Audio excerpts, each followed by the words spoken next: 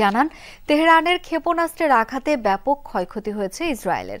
ট্রাম্পের শঙ্কা, যে কোনো সময়ে আবারও সংঘাতে জড়াতে পারে তেল আবিব তেহরান।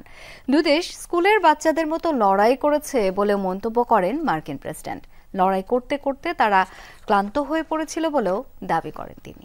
প্রাণ সসের মাখামাখি টেস্ট নুডলসকে করে তোলে আরো ইয়ামি, আরো জোস। প্রাণ সসের নেদারল্যান্ডসের হেগে ন্যাটোর সম্মেলন জুড়েই ছিল ইরান ইসরায়েল সংঘাত। পশ্চিমাতে সামরিক জোটের আয়োজন হলেও মার্কিন প্রেসিডেন্ট ডোনাল্ড ট্রাম্পের কাছে সাংবাদিকদের বেশিরভাগ প্রশ্নই ছিল এই ইস্যুতে।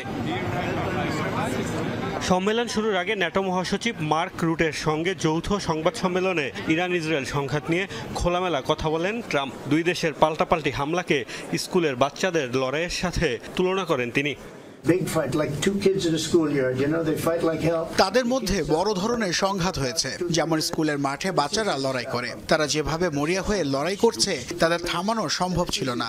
এমন পরিস্থিতিতে বাচ্চাদের 2-3 মিনিট লড়াই করতে দিতে হয়, তবেই তাদের থামানো সহজ হয়।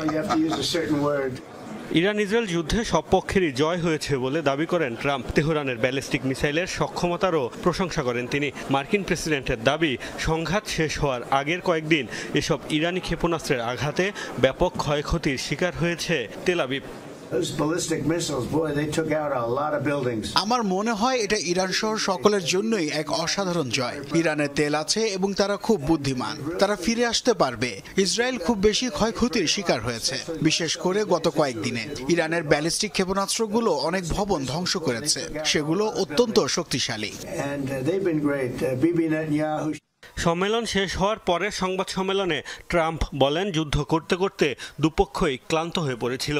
এ কারণে উভয় দেশই সংঘাত বন্ধ করতে চেয়েছে, তবে শীঘ্রই আবারও তারা সংঘাতে জড়াতে পারে বলেও আশঙ্কা প্রকাশ করেন তিনি। লড়াই করে তারা উভয় ক্লান্ত, পরিশ্রান্ত। তারা খুবই নিষ্ঠুর ও হিংস্রভাবে লড়েছে। দুই পক্ষই সংঘাত শেষ করে বাড়ি ফিরতে পেরে সন্তুষ্ট। এর লড়াই কি আবার শুরু হতে পারে? আমার মনে হয় এটি আবার হবে, সেদিন শীঘ্রই আসতে পারে।